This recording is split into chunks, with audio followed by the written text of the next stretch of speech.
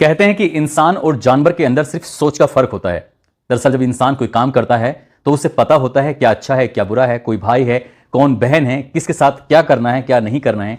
जबकि जानवर में ये समझ विकसित नहीं हो पाई और उसे ये पता ही नहीं होता वो किसके साथ क्या कर रहा है, सामने वाला कौन है, अच्छा क्या है बुरा क्या है, भाई कौन है बहन कौन है। इसलिए इंसान और जानवरों में सोच को देखते हुए उनमें फर्क महसूस किया जाता है। आज की कहानी जो मैं आपको सुनाने जा रहा हूं, इस कहानी में कुछ ऐसा ही होता है। देखने में तो वो इंसान जैसे लगते हैं लेकिन काम उनके जानवरों जैसे थे। उन्होंने बिल्कुल सोचा नहीं समझा नहीं कि वो जो करने जा रहे हैं वो वाकई गलत होता है। गाड़ी 7 घंटे तक लगातार हाईवे पर दौड़ती रहती है।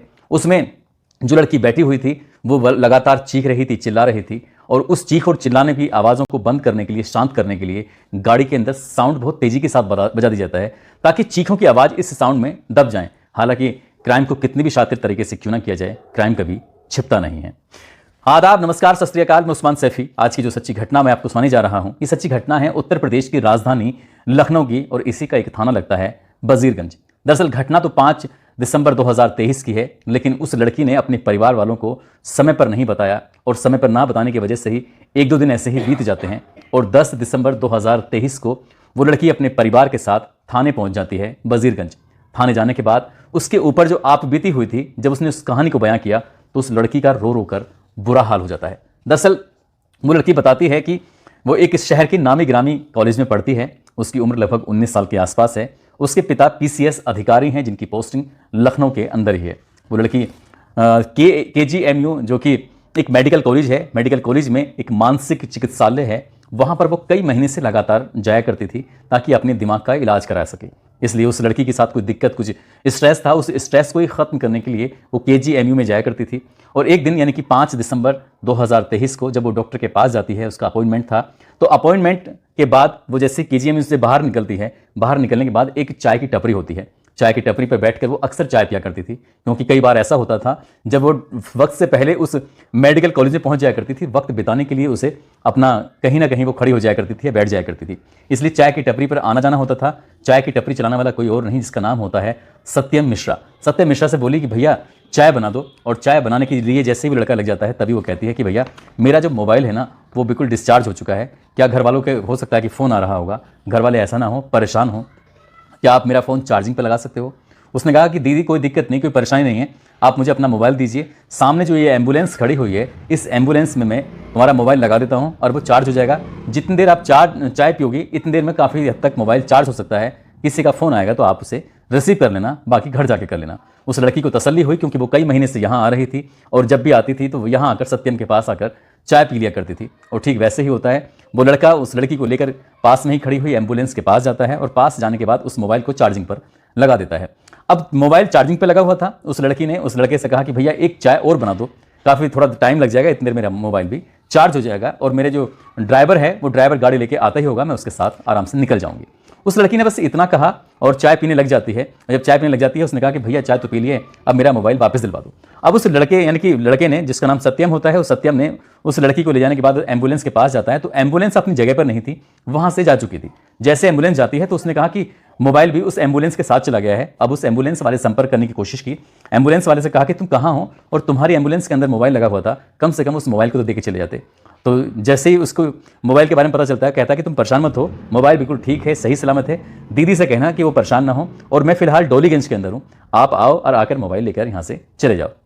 अब जैसे ही वो लड़का उस लड़की को लेकर यहाँ से डोलीगंज पहुँचता है और डोलीगंज जाने के बाद पता चलता है कि अब डोलीगंज में नहीं है एम्बुलेंस वहाँ से जा चुकी थी। वहाँ पर लेकिन एक और लड़का मिलता है और वो लड़का वो कुछ देर पहले अभी इस सत्यम की चाय के दुकान पर ही चाय पी रहा था। उस लड़के को देखकर उस लड़की ने कहा कि ये भैया तो अभी चाय की दुकान पर थे। कहता है कि हाँ मेरे दोस्त है चाय की दुकान पर, ये भी थोड़ा परेशान हो गया था आपके मोबाइल को लेकर, लेकिन आप परेशान मत हो। अब इस एम्बुलेंस वाले से फिर पूछा कि एम्बुलेंस कहाँ पर है, तो वो कहता है कि एम्बुलेंस अब आईटी चौराहे के पास पहुंच चुकी है, इसलिए अब तुम्हारा मोबाइल आईटी चौराहे के पास है, परेशान मत हो। और इसी बीच में एक वैगनार कार आती है। वैगनार कार में उस लड़की को बिठाया जाता है और कहा जाता है कि आईटी चौराहे तक चलते हैं और वहां चलने के बाद तुम्हारा मोबाइल तुम्हें मिल जाएगा, परेशान मत हो, अब तुम वैसे भी मोबाइल तुम्हारा काफी हद तक चार्ज हो गया होगा। अब गाड़ी के अंदर 3 लोग बैठ जाते हैं। एक लड़का जिसका नाम सत्यम होता है, दूसरा लड़का जिसका नाम असलम होता है जो कि बाजार खाला एक जगह लगती है वहां का रहने वाला होता है, और तीसरा लड़का जो भी कार लेकर आया था जिसका नाम मोहम्मद सुहेल जो कि बाजार खाला का ही रहने वाला होता है। 3 लड़के एक लड़की अब आईटी चौराहे की तरफ चल देते हैं, लेकिन जैसे ही आईटी चौराहे की तरफ जाते हैं वहां जाकर देखते हैं तो वहां एम्बुलेंस खड़ी हुई नहीं थी। अब एम्बुलेंस जब नहीं थी तो लड़की थोड़ा परेशान हो जाती है। वो अभी तक समझ नहीं पा रही थी और उन्होंने कहा कि वो बाराबंकी की जो रास्ता है, रोड है, वो एम्बुलेंस उधर की तरफ गई है, चलो उधर की तरफ चलते हैं। अब वो अपनी वैगनार कार लेके उन 3 लड़कों के साथ वो लड़की चली जाती है उस बाराबंकी की तरफ। वहाँ पे एक सफेदाबाद एक जगह लगती है। अब काफ़ी वक्त हो चुका था, यानी कि 1-2 घंटे बीत चुके थे और उस लड़की को भूख जैसी लग रही थी। तभी सत्यम ने कहा कि अगर दीदी आपको परेशानी ना हो, आपको कोई ऐतराज़ ना हो, तो क्या आप कुछ खा सकते हो, थोड़ा खा लो, हो सकता है तसल्ली हो जाए, उसके बाद फिर मोबाइल भी आपका जल्दी मिल जाएगा।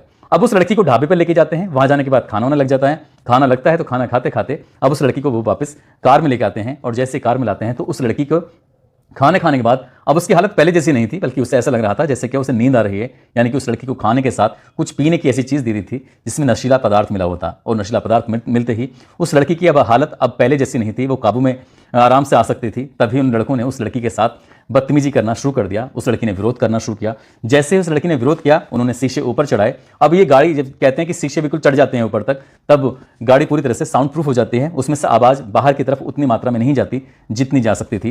लेकिन इसी बीच में उन्होंने कहा कि इसकी आवाज़ को दबाने के लिए उन्होंने उस गाड़ी में जो साउंड लगा हुआ था, उस साउंड में कुछ तेज आवाज़ में गाने सुनने शुरू कर दिए और वो हाईवे पर गाड़ी चलना शुरू हो जाती है। जैसे ही हाईवे पर गाड़ी चल रही थी, लगातार चलते चलते इन्होंने उस लड़की को बारी बारी से उसके साथ गंदा काम करना शुरू कर दिया, बलात्कार करना शुरू कर दिया। और जब तक उनका मन नहीं भरा, बताया जाता है कि लगभग 6 से 7 घंटे तक वो गाड़ी हाईवे पर चलती रहती है और उनका जब जितना मन कर रहा था उसके शरीर से वो उतना ही खेल रहे थे, उसके साथ वो उतनी ही बदतमीजी कर रहे थे। तभी उस लड़की को 7-8 घंटे के बाद मुंशी लाल एक जगह है, वहाँ पर उसे छोड़ जाते हैं। वो लड़की अपने वहाँ से सीधा अपनी सहेली के पास जाती है। वो समझ नहीं पा रही थी, जब उसे होश आता है कि उसके साथ क्या हुआ है क्या नहीं हुआ है। उस लड़की ने अपनी सहेली से बताई। सहेली ने कहा कि अगर ये बात लोगों को पता चलती है, परिवार वालों को पता चलती है, तो बहुत ज़्यादा दिक्कत हो जाएगी, समस्या हो जाएगी। इसके बाद वो लड़की जो अपना घर होता है, इस लड़के के घर एक शहर का विभूति खंड गोमती नगर इलाका है, जो शहर का सबसे पौष इलाका है। वहाँ पर ज़्यादातर अधिकारी ही रहते हैं। वो अपने घर जाती है, लेकिन माँ इस लड़की की परेशानी, इस दिक्कत को समझ जाती है।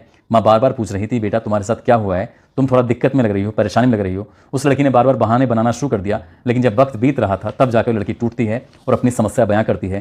कहती है कि माँ, मेरे साथ गंदा और घिनौना कृत्य हुआ है। मेरे साथ KGMU जो मेडिकल कॉलेज है, उसके सामने जो चाय की टपरी लगाता है, सत्यम नाम का एक लड़का, जिसके पास पहले भी कई बार गई है, उसके दोस्तों ने और उसने मिलकर उसके साथ गंदा और घिनौना कृत्य किया है।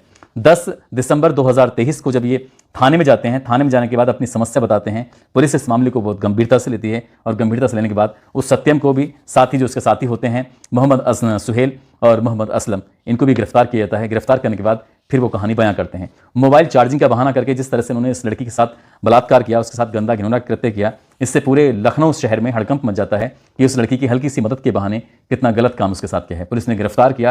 गिरफ्तार करने के बाद इन आरोपियों को जेल भेज दिया और उस लड़की को मेडिकल परीक्षण कराया गया। साथ ही इस घटना से उस लड़की के दिमाग पर पहले से ही असर था और भी ज़्यादा असर होने लगता है। उस लड़की को इलाज के लिए अस्पताल में भर्ती कराया गया। शायद बताया जाता है कि 10-11 तारीख तक उसका लगातार इलाज चलता रहा था, ताकि डॉक्टर उसकी काउंसलिंग करके उसे तसल्ली दे सकें, जो हुआ है उसे भुलाने की कोशिश कर सकें। पता नहीं भविष्य में इस दृश्य को, इस बुरे सपने को कभी भूल पाएगी या नहीं भूल पाएगी। लेकिन उन लड़कों को सजा दिलाने के लिए पुलिस ने ये ठानी है कि कम से कम समय में चार्जशीट लगाकर अदालत भेजी जाएगी। साथ ही उन आरोपियों को कड़ी से कड़ी सजा दिलाने की कोशिश की जाएगी, ताकि समाज में एक मैसेज जा सके, एक संदेश जा सके कि बुरे काम का बुरा नतीजा होता है। अब चाहे वो कोई भी हो, उस लड़की को के साथ जो भी हुआ है वो वाकई बहुत भयानक है, बहुत बुरा है। दोस्तों, इस पूरे घटनाक्रम को सुनाने का उद्देश्य किसी को परेशान करना नहीं है, किसी का दिल दुखाना नहीं है, बल्कि आपको जागरूक करना है, आपको सचेत करना है, आपको बताना है कि कम से कम घर हो, परिवार हो, दोस्त हो, रिश्तेदार हो, कहीं भी हो, खासकर लड़कियों के लिए, कि हर किसी के साथ वो एकदम से खुल के व्यवहार ना करें। साथ ही उन्हें गुड टच, बैड टच के बारे में पता होना चाहिए। साथ ही उन्हें अच्छे और बुरे की भी समझ होनी चाहिए, किसके साथ जा रही हैं, किसके साथ नहीं जा रही हैं। जब उन्होंने एम्बुलेंस में मोबाइल लगाया था तो उस लड़की की जिम्मेदारी बनती थी कि कुछ ही देर की बात थी, वो अपने ड्राइवर का इंतजार कर रही थी। ड्राइवर आता, अपने घर जाकर मोबाइल चार्ज कर सकती थी, लेकिन एक अनजाने व्यक्ति पर इतना विश्वास किया और उस अनजाने व्यक्ति ने उसकी ज़िंदगी को हमेशा हमेशा के लिए तारदार कर दिया।